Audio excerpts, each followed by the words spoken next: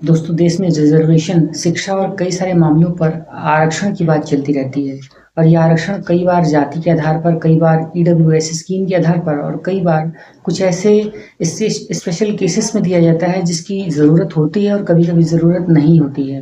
लेकिन आज से कुछ समय पहले संसद भवन में हमारे पूर्व प्रधानमंत्री श्री अटल बिहारी वाजपेयी जी ने जो कुछ कहा, वो वाक़ई सुनने लायक था और वो सवर्णों के लिए, स्पेशली ब्राह्मणों के लिए और ऊंची जाति के लोगों के लिए जो रिजर्वेशन संबंधित उन्होंने बात कही थी, वो आपको भी ज़रूर सुनना चाहिए। तो बिना किसी आगे की बात के हम सबसे पहले पूर्व प्रधानमंत्री श्री अटल बिहारी वाजपेयी जी का वो वीडियो देख लेते हैं जो कि उन्होंने संसद भवन में भाषण के दौरान दिया था। और अगर आर्थिक आधार पर रिजर्वेशन करना है तो फिर सबके लिए कर दीजिए, उसमें फिर सवर्ण भी आना चाहिए।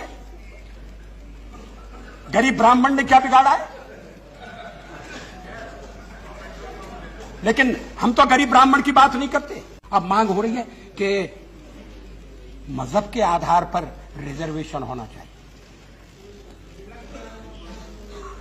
ये तो संविधान के निर्माताओं ने नहीं सोचा था। रिजर्वेशन केवल दलितों को दिया गया। मैंने सारी कॉन्स्टिट्यूएंट असेंबली की बहस पढ़ी है।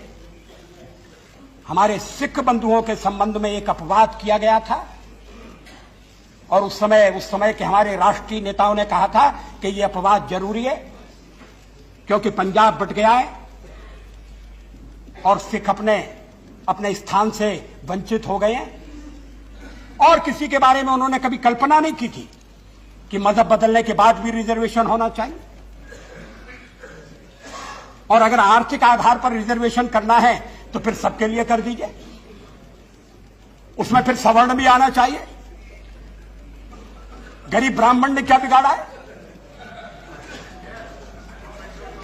लेकिन हम तो गरीब ब्राह्मण की बात नहीं करते। कर्नाटक में एक ब्राह्मण सम्मेलन हुआ था और मुझे कर्नाटक के एक विशेष नेता ने निमंत्रण दिया कि हम कर्नाटक में ब्राह्मण सम्मेलन कर रहे हैं, आप आइए। मैंने कहा मैं ब्राह्मण हूं, ये आपको कैसे याद आया?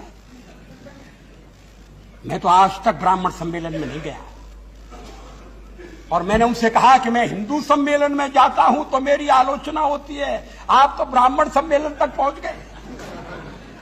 और अगर मैं ब्राह्मण सम्मेलन में जाना शुरू कर दूंगा तो कल कानिकुब्ज ब्राह्मण सम्मेलन में जाना पड़ेगा और फिर कानिकुब्ज कितने बीघा के हैं, विश्वा के हैं, इसका विचार करना पड़ेगा। एक गार्ड के सामने एक बात और कही है कि जहां सेक्युलरिज्म पर चर्चा होना चाहिए, कास्टिज्म पर भी चर्चा होना चाहिए। तो दोस्तों, देखा आपने कि किस तरीके से प्रधानमंत्री अटल बिहारी वाजपेयी जी ने अपने भाषण में बाकायदा इस बात का पूरा स्पष्ट उल्लेख किया है कि आखिर ब्राह्मणों को रिजर्वेशन क्यों न दिया जाना चाहिए। ब्राह्मण हमारे दुश्मन तो नहीं है, या फिर सवर्णों को हमें रिजर्वेशन से क्यों वंचित रखना चाहिए। रिजर्वेशन एक बहुत ही बड़ा मुद्दा और बहुत ही विवादित वजह बन चुका है, जहां पर लोगों को प्रतिभा के आधार पर नहीं बल्कि उनकी कास्ट और उनकी सिचुएशन के आधार पर रिजर्वेशन मिलता है।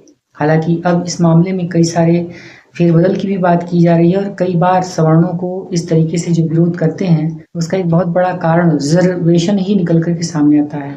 तो आप इस रिजर्वेशन के मुद्दे पर पूर्व प्रधानमंत्री श्री अटल बिहारी वाजपेयी जी के इस बयान पर जो कि संसद भवन में दिया गया था, आप क्या कहना चाहते हैं? कमेंट करिएगा। क्या आप रिजर्वेशन को सपोर्ट करते हैं या फिर नहीं? और अगर आपको ये वीडियो अच्छी लगी है तो इसे एक लाइक करिएगा। चैनल सच्ची घटना को सब्सक्राइब करके बेल आइकन कॉल पर सेट कीजिएगा ताकि आपको हमारी हर एक लेटेस्ट वीडियोस का नोटिफिकेशन समय पर मिल जाए। और चलते चलते हम आपसे ये भी बता दें कि जंतर मंतर पर इस समय जो प्रदर्शन चल रहा है, यानी कि सीजेपी और अन्य विपक्षी दलों के जो प्रोटेस्टर्स आकर के वहाँ पर विरोध कर रहे हैं, प्रदर्शन कर रहे हैं, उसमें पुलिस ने आंसू गैस के गोले छोड़े हैं, बाकायदा लाठीचार्ज किया है जिसमें कई सारे प्रोटेस्टर्स को चोटें आई हैं और कई सारे लोग वहां से भाग गए हैं। फिलहाल प्रोटेस्ट इस समय रुका हुआ है और लोग अब आगे की रणनीति बना रहे हैं। देखना ये है कि अब आगे इस मामले में क्या कार्यवाही होती है। क्या नीट जैसे महत्वपूर्ण मुद्दे पर शिक्षा मंत्री धर्मेंद्र प्रधान इस्तीफा देते हैं या फिर प्रधानमंत्री मोदी उनसे इस्तीफा ले पाते हैं या नहीं, ये देखना वाकई दिलचस्प होगा। तो अगली वीडियो में अगली जानकारी के साथ आपसे फिर मिलते हैं। तब तक के लिए आप सभी का बहुत बहुत धन्यवाद वीडियो को यहाँ तक देखने के लिए।